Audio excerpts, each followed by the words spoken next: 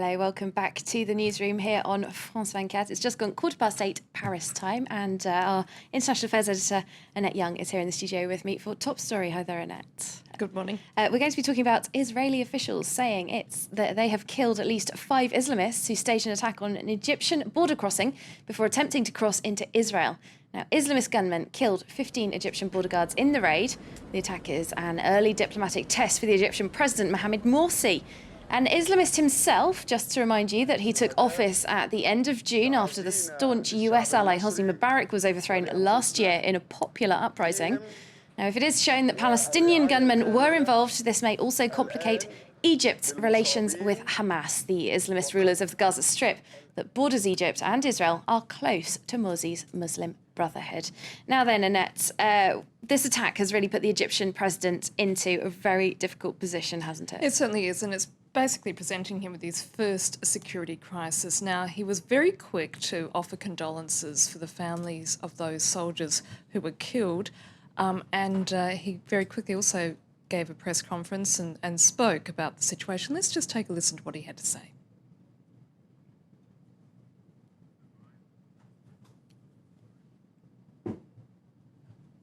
I think we seem to be having problems there. Let's see whether we can listen to what the Egyptian leader had to say.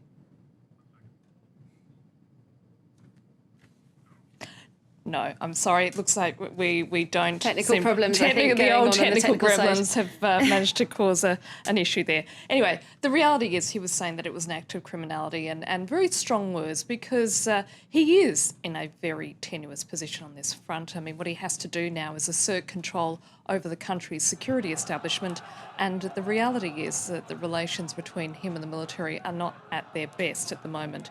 But actually, if anything, this is going to be a sort of a reality check for the new leader. And as well, it's going to add further tension to Egypt's already very complicated relationship with Israel. Now, Israeli officials have been increasingly vocal about the problems of violence in the Sinai, about security lapses in that border region, especially given periodic infiltrations.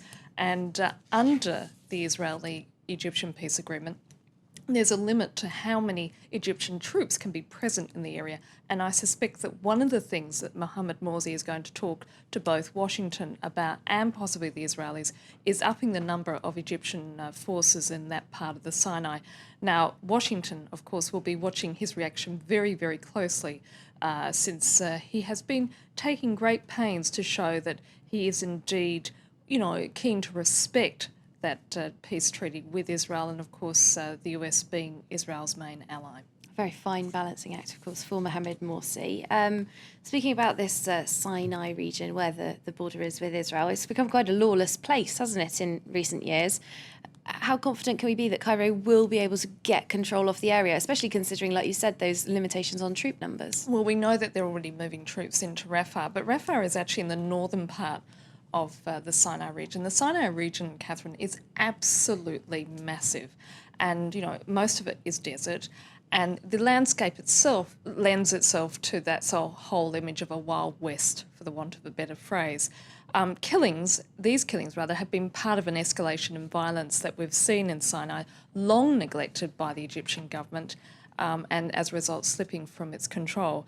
Now, armed groups there have frequently been targeting security forces, Egyptian security forces, and the problems in the region became that much worse after that uprising last year, because basically what happened, a lot of those Egyptian police and soldiers fled their posts, and as a result, it became even more lawless. Now, intelligence service officials in Israel have long been warning of the presence there of jihadist groups with links to al-Qaeda and taking advantage of the anger among local Bedouins who really have no respect for those authorities in Cairo. Yeah, we saw in that attack today that the attackers they were dressed as Bedouins, so perhaps taking advantage of that situation, like you say.